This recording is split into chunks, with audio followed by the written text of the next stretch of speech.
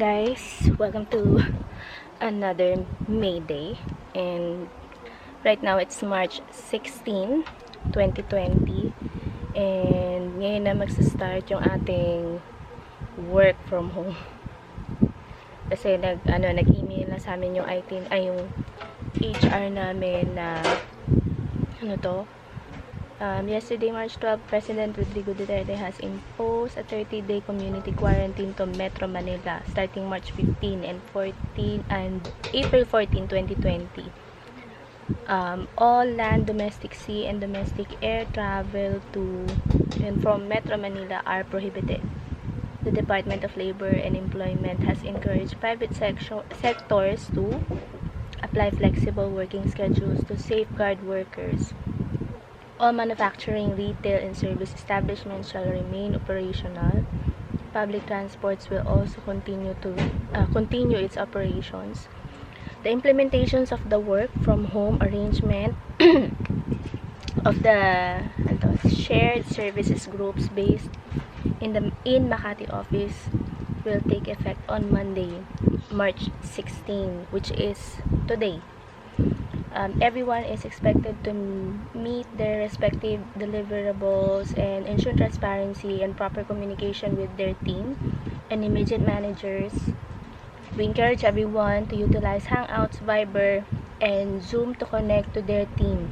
For assistance on this, you may send us an email to IT. So yan, confirm na wala tayong pasok. So work from home tayo today. So, ang tanging communication lang namin ngayon, guys, is Hangouts. I don't know if you guys are familiar with that. Pero kung Google user kayo, may tumatawag sa akin.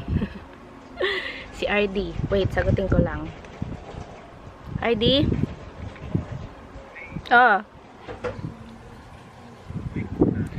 Mag-hi ka sa vlog ko. Wait lang. Vlog ka ngayon? Oo, mag-hi. Tag dito, madlang people. Okay. Kamusta? Ayun. Sorry, as I was interrupted kanina.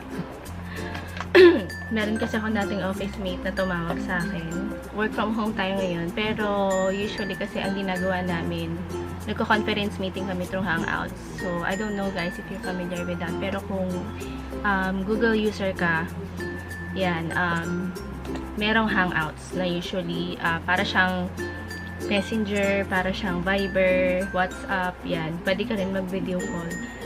Formally, siya yung ginagamit for companies. Marami akong emails ngayon. Meron akong emails from HR, yung binasa ko sa inyo kanina. And then, ngayon, meron tayong email from IT. So, malamang sa malamang, kung may concern din kami sa IT, remoted lahat. I-remote na lang nila yun sa aming mga laptops. So, usually, halos ng department, nag-i-email sila ng mga concerns nila. Kung may mga concerns sa kanila, nag-i-email sila ng mga process kung paano nila i-assist yung mga taong may kailangan sa kanila. Which is good. Tama lang yan. Para hindi nangangatay mga tao. Ang hirap kasi kapag wala sa office. Like ako, may concern ako sa office ngayon. Tungkol naman to sa mga reimbursements. Kaya lang, hindi ko ma-assist yung mga tao na dapat kong i-assist. Kasi wala sa kanya receiving copy ko, nasa office. Magsasagot na lang muna ako ng emails, inquiries. Gagawa ako ng monitoring ko for accomplishment report, kumbaga. Yung mga nagagawa ko everyday. Para pag nag-report kami on Wednesday, kasi may conference call kami ulit ng Wednesday. Kasi ng Friday na conference call kami, meron akong i-report. So, yun na lang muna guys. For the meantime, code red ngayon ang NCR. So, meaning wala talagang pumasok. Si Justin din, supposedly may pasok siya ngayon. Kaya lang, hindi na siya pinapasok ng ate ko. Yung ate ko din kasi dapat may pasok siya today. Hindi na rin siya pumasok kasi walang masakyang bus. Lockdown din guys dito sa Laguna. Dito sa city namin sa Binyan. Walang ngayon dito guys. Wala daw masakay ng bus, sabi ng bayaw ko. Kasi yung bayaw ko, pumasok din siya. So, nahirapan siyang umuwi. At nahirapan din siyang pumasok. Alas 4 siya usually umaalis ng bahay. Pero, 6 na siya nakasakay ng bus. So yun, napakahirap ng sitwasyon natin ngayon and sana matapos na to kasi ang hassle at saka ang daming apektado, especially na tayo mga taong nagtatrabaho, lalo-lalo na yung mga naghahanap buhay na umaasa dyan sa tabi-tabi, yung mga smaller entrepreneur natin, yan, yung mga nagtitinda dyan sa kalye, wala silang customer kasi isolated lahat ngayon ng lugar. Kailangan mag-quarantine lahat ng tao para mabawasan ng virus, guys.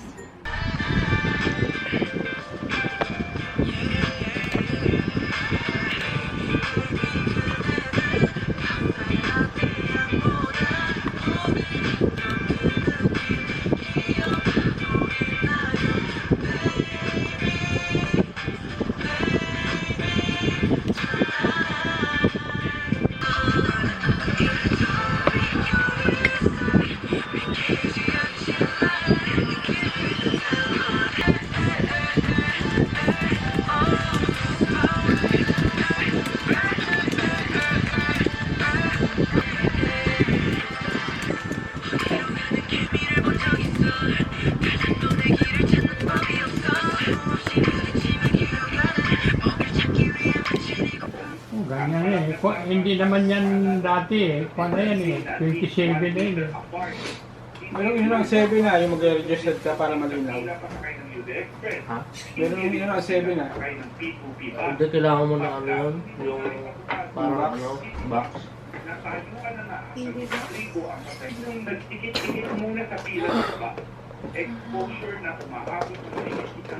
Suno ka no? Hindi pa punuan yan.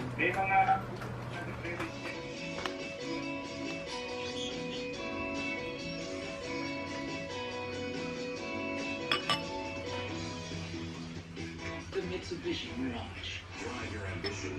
Mitsubishi Motors. Ang sarap ng halo-halo, nasa gata. Sa mainasaan.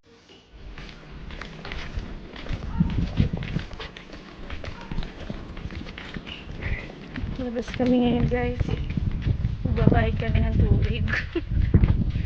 Saan pa si Jeje? Ay, Kamimuhan.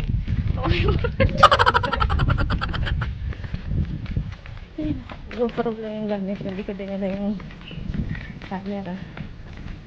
Okay. Dito kami sa 7-Eleven, guys. Sa part kami na views. Dito sa 7-Eleven. Ano tayo ng Surya.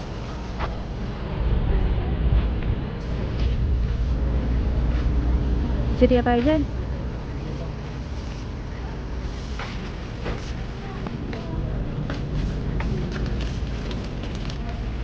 Mani. Oy, magandang idea yan. Ipano na growers. Magkano ba to? Garlic peanuts. Ay, bading kang malaki.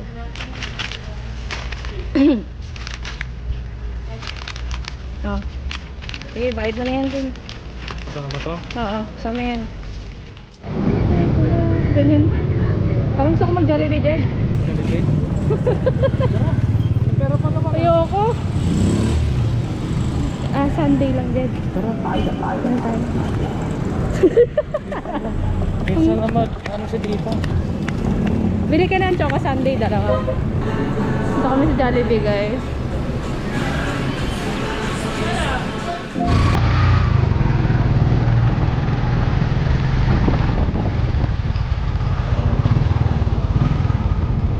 Maambon na yun, guys.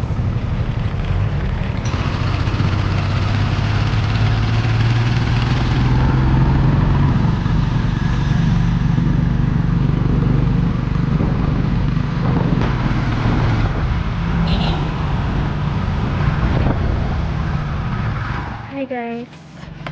Ano na, 3:51 ng hapon. Ayan yan. Nakabalik na kami sa bahay. Lumabas na kami ni Jejed kasi kailangan ni ate magbayad ng ano niya, ng water bill niya. Hindi nga makalabas. Nagpunta kami ng 7-Eleven para magbayad. Yung ano nila doon, yung parang bayad center nila doon na machine. Yun, doon kami nagbayad. Tapos bumili kami sa Jollibee nitong Choco Sundae. Yan. Bumili din ako nito Growers na garlic flavor peanuts. So, dala-dala ko din tong ano kanina. Itong GoPro kasi siya yung pinang-vlog ko. Gusto ko kasi makita nyo yung sitwasyon din namin doon sa Binyan. Doon sa bayan. And, marami pa rin tao guys. Bukas yung mga, well, hindi naman kasi pinasara yung mga bangko. So, bukas pa rin talaga siya. And ngayon, hindi din naman kasi masyado kumakain ng ano yung ano ko ng oras yung trabaho ko. Nasagot ko na lahat ng emails, na-forward ko na lahat ng concern ng mga tao sa mga dapat i-forward na tao. 90% ng tao sa office ay work from home. Yan, meron na naman ako inquiries, 3. Nasagutin ko na naman to. So, back to work muna ako guys. Hi guys! Ano na, past 6 na. So, nag-out na ako sa ano namin, online time in and out namin. Ngayon, may merienda ako nito. Teka, hindi nyo makita baka matapon yung suka. Wait lang. Yan yung merienda ko, guys. Ito, tokneneng, yung may egg. Tapos ito, toge. So, sip-sip na nyo yung suka. Tindayan ni Hipag. Kain tayo. Ayan, kayo guys. Ano bang mga, ano kayang mga ginagawa nyo ngayon? Kasi lahat talaga ng tao ngayon nasa bahay lang, which is dapat naman talaga. Actually, itlog lang yung kakainin ko dito eh. Sarap.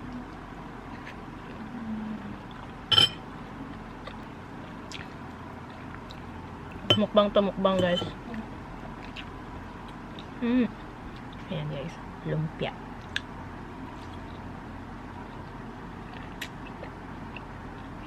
Lumpia ang tawag dito guys ah. Lagi na siya.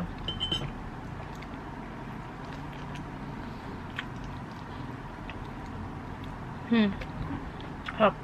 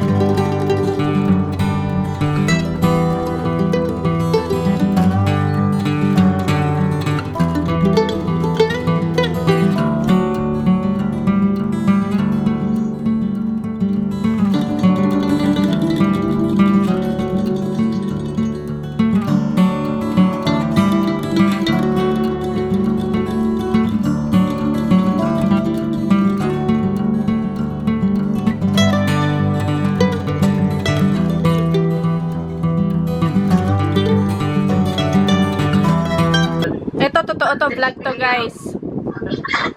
Ito, totoo, vlog to. Some policeman or some military guy. Alright? So, that means all activities that requires client facing is suspended. And Hi guys. 12:43 na ng hapon. And yan, katatapos lang namin mag-conference call meeting. And sobra nakakabahala ang mga pangyayari at ang mga announcement, So, mamaya 3 PM meron ulit kaming conference call. And meron pang i-discuss sa amin mamaya. Sobrang nakakalungkot lang kasi dahil dito sa nangyari na to, na lockdown and suspended lahat ng trabaho and transportation. Kawawa yung mga empleyado na no work, no pay. At saka yung mga tao na umaasa lang sa trabaho nila ngayon. Like me. So, ngayon, kung wala kang credit leave, meaning hindi ka nila babayaran. So, parang, as an employee, ginusto ba namin yun? Parang, hindi naman fair. Nakakalungkot lang kasi ganun yung mga naging desisyon ng ibang employers. Like yung employer namin. 1 buwan kami walang sweldo. Sobrang naiinis talaga ako. Alam mo yun, dapat kahit papano palagay ang loob mo na mag-work from home ka naman, magtatrabaho ka pa rin kahit nasa bahay ka. alam naman natin na kahit hindi ganun karami yung gagawin mo pag nasa bahay ka, kasi most of work mo nasa office, lahat ng kailangan mo nasa office, pero still, kasi yung ginagawa ko, pwede talaga siyang work from home, kasi sumasagot lang naman ako ng emails, tsaka calls, and yung mga concern ng clients, and ako yung nagpo-forward dun sa mga concern na tao, coordination, and ganoon din sa ibang departments.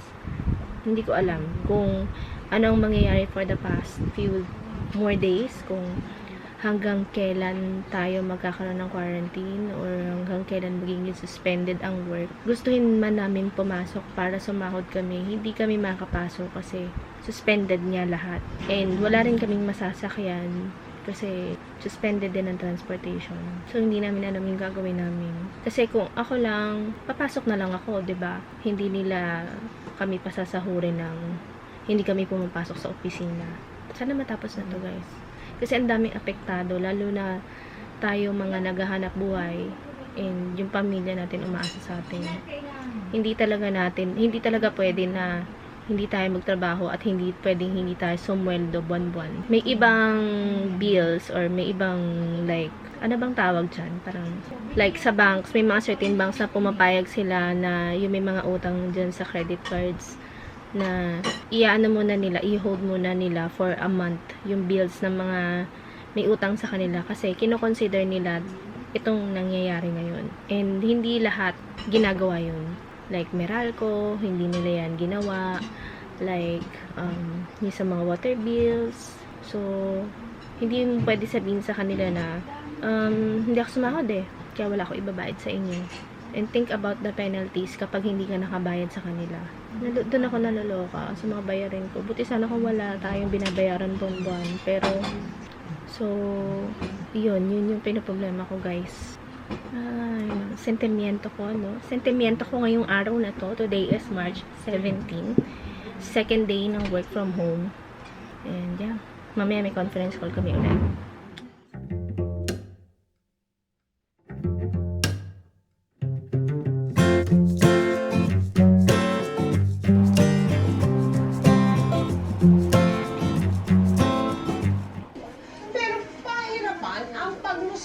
Sa mga checkpoint kanina at makadaan man doon, wala naman silang nasakyan. Kaya may mga naglakad na lang. Nagkagulatan sa checkpoint ng Batasan San Mateo Road dahil bigla raw nagbago ang patakaran. Kung kahapon kasi lusot ka na sa checkpoint, ipakita mo lang ang iyong company ID. Kanina, pili na ang pinapalusot. Kaya mga manggagawang no work, no pay, nagsiksikan sa barikada para umapilang palusutin sila. Mabuti kung papakainin nila yung pamilya namin. Araw-araw. Ay, hindi naman Hindi ka nga mamamatay sa ENCO, mamamatay ka na sa gutom. No work, no pay po. Kailangan po namin pumasok. Ang mga pinalusot lang sa checkpoint, mga essential government employees, medical staff, empleyado ng mga essential services tulad ng supermarket o basic utilities tulad ng kuryente, mga kailangang magpunta sa ospital o kaya sa airport. Wala pa si Joyce.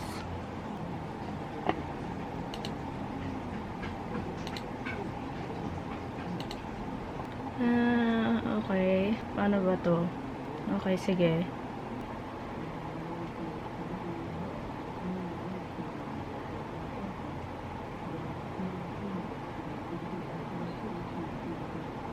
Yung sa akin, sir, yung pinagawa mo kahapon, yung sa, actually, sinend ko naman sa Viber Sila pa lang yung nagre-reply.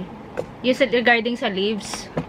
Oo. Tapos, sir, pwedeng, kasi tinatry kong hanapin yung sa survey yung sinabi mo kanina. Wala akong makita sa Google Drive ko Oo. Thank you. Oo. Okay. Thanks. Hi guys, today is March 18, 2020 and 12:19 ng hapon. Medyo late na ako nakapag-vlog kasi nagsagot-sagot ako ng emails kanina habang nagbe-breakfast. Tapos ayun, conference call. Sunod-sunod yung mga conference call. And mamaya may conference call kami ulit na mga 3 p.m. So, concern pa rin regarding sa mga forced leaves and work from home agenda. So, andito na tayo guys sa third day of quarantine. And same pa rin, mas strict ngayon kasi as in bawal talaga lumabas yung mga tao. Ang hirap. Ang hirap dito. Saan matapos na to? And isang buwan pa tayong mag-BTS sa ganitong klaseng setup. And lalo na yung mga empleyado na no work, no pay. Sobrang nakakaawa. Sana magawa ng paraan ng gobyerno kasi kung hindi sila papasok, wala silang kakainin.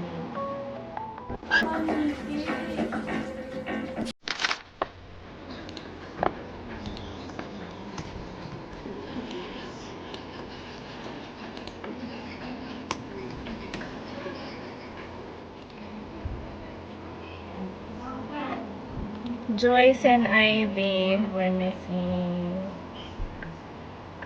Wala na makain eh. Wala namang maluto.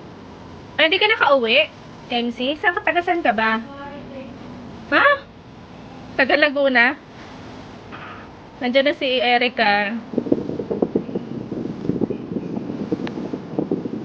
Ay.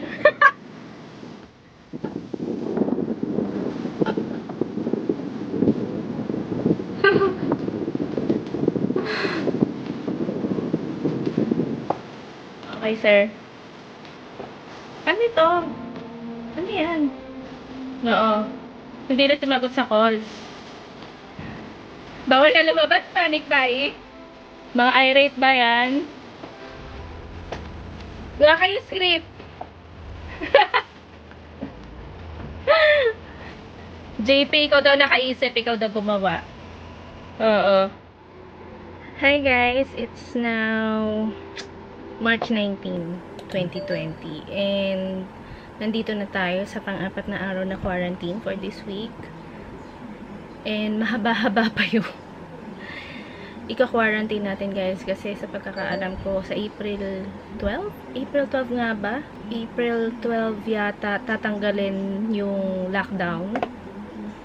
I'm not sure. Siguro lalagay ko na lang dito sa screen kung kailan tatanggalin yung lockdown sa buong Pilipinas. Pero sa ngayon, as in, sarado talaga lahat. And nakita nyo naman kanina nasa conference call ulit ako. So, ina-update lang kami ng manager namin regarding dun sa mga scheduling, kung kailan kami work from home and kung kailan kami magpo-force leave. I'm sure yung mga nanonood dyan sa inyo na empleyado din kagaya ko, swerte nyo kung babayaran kayo ng company nyo for the whole month na kahit hindi nyo pasukan. And actually kasi hindi lahat ganun. Kasi meron pa rin mga companies na hindi nagbibigay ng ganung privilege sa mga employees nila. Kasi hindi naman lahat ng companies ganun kayaman. I don't know, pero nasa malasakit din kasi, para sa akin nasa malasakit din kasi. Pero in our case, kasi parang nakikita ko financially din siya. Medyo may problema din siya financially. Kasi nga, stop kasi lahat ng operations namin. So, stop din yung pasok ng mga pera. Kaya, affected talaga lahat. Hindi lang company yung nagsasuffer, pati yung employees.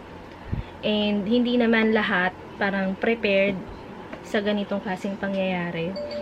And, hindi naman natin like, anong tawag dito? Hindi naman natin akalain na aabot tayo sa ganitong klaseng sitwasyon. So, marami talagang companies na hindi prepared dito. Pero kung, if you're working in a big company or mayaman na company, swerte ka. Kasi, pwede kang bayaran ng company mo kahit hindi mo pasukan yung mga araw na hindi ka nagtrabaho sa kanila. So, sana all. Mapapasana all ka na lang. Pero, yeah. Ngayon, may mga tasks na pinapagawa sa amin ngayon. And, ako, continuous pa rin yung trabaho ko. Nag-i-in and out pa rin ako through online. Tapos, kailangan lang namin matapos lahat within this week. Meron kami until tomorrow. I don't know what's gonna happen. I don't know what's gonna happen next week. Pero, work from home pa rin kami. Ang proposal kasi ng manager ko is work from home kami twice a week na lang starting next week. Pero wala pang final decision. For approval pa siya ni HR. Kasi nga hindi lahat nabigyan ng baga privilege na mag-work from home. Kasi like yung isang kasama namin na liaison officer, since walang field work dahil lockdown, ang decision sa kanya is forced leave. So nakakaawa siya kasi mangyayari sa kanya no work, no pay. So nakakaawa din kasi actually lahat naman talaga apektado. Pero yan kasi wala rin kaming magawa. Kung decision kasi yun ng kumpanya, wala rin kaming magawa. So anyway, magsasagot lang muna ako ng emails ngayon. Ano na nga pala guys, 3:02 ng hapon. So sana matapos na to, malagpasan natin to. So 2 more weeks, I think. 2 more weeks, is it? No. Hindi, nandito pa lang tayo sa sa 3rd week ng March. So meron pa tayong 1, 2, 3. Meron pa tayong 3 more weeks bago matapos ang lockdown. So, yeah. Alright guys, it's now 5:38 and kailangan ko nang mag-out kasi tapos na ang aking work from home. Ngayon, magme-merienda naman ako. Ito yung merienda ko guys. Birthday kasi ni Inad ngayon eh. Yan, meron tayong kikiam, fries, at saka spaghetti. Sobrang simpleng luto lang yan. Spaghetti with corned beef. Yan, yun yung merienda natin. So, magsasara na rin ako ng laptop kasi wala naman na akong gagawin. Yan, birthday kasi ni Inad ngayon. Nakalimutan ko, hindi ko din March 19 nga pala siya. So, kachat ko yung mga ka-office mate ko. Painggita ng mga ng pagkain. O siya, sige guys, that's it for today. I think I'll see you guys tomorrow. Bye. Hi guys, we are now on the 5th day ng quarantine. And it's now March 20, 2020 and pasensya na sa itsura ko. So today wala akong work from home. Start kami ng forced leave today, sad to say. Pero pwede namin gamitin yung aming leave credits if ever para may sahurin pa rin kami. Wala naman akong gagawin ngayon. Ang gagawin ko lang ngayon is mag-e-edit ako ng vlog ko and then mag-e-edit din ako ng vlog ni Ate Presi. Pero ang problema ko kasi malaki yung file. Yung sinare niya sa akin sa Google Drive. So, ang tagal niya mag-download. So, ngayon, katatapos ko lang gumawa ng weekly report. Siya yung accomplishment report namin. So, in-email ko na siya sa manager ko para makita nila yung mga nagawa namin for the whole week. Yun lang yung gagawin ko today. Nag-edit lang ako. Sa ngayon, wala pang update about kung paano yung magiging setup namin for next week. Pero, ang sabi sa amin kahapon, baka twice a week na lang kami mag-work from home. So, yun lang yung babayaran sa amin. Pero, hindi pa yun official. So, baka by Monday pa namin malaman yun. And, ang daming problema. As in, ang daming problema. Ayoko nang isipin kasi nasa-stress. Na-stress ako. I'm sure hindi lang ako yung namamroblema ng ganito ngayon. Pati yung mga ibang empleyado din. Lalo-lalo na yung mga no work, no pay. Yung mga arawan sa masahod. Mas malaki yung problema nila.